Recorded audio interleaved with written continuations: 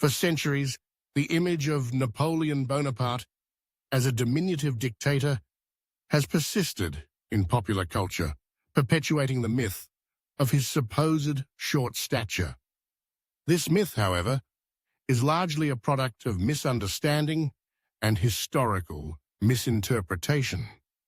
In reality, Napoleon was of average height for his time, standing approximately 5 feet 7 inches tall.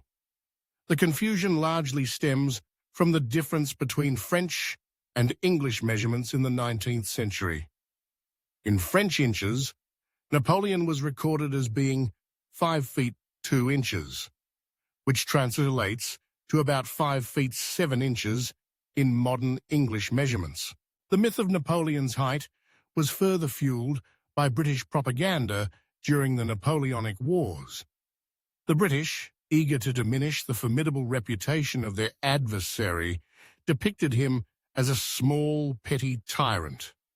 Caricatures and satirical cartoons of the era exaggerated his size, casting him as a tiny figure with an outsized ambition. This imagery was effective in shaping public perception, embedding the idea of Napoleon as the little corporal in the collective consciousness.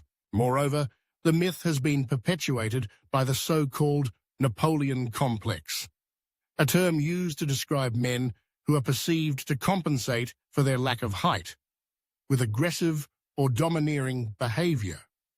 This stereotype, though catchy, has little to do with the real Napoleon, whose military genius and political acumen were the true sources of his power and influence.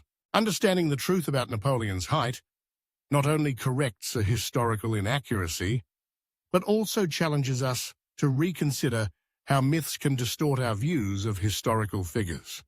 By debunking this legend, we gain a clearer picture of Napoleon as a leader who, regardless of his actual height, stood tall on the world stage through his remarkable achievements and enduring legacy.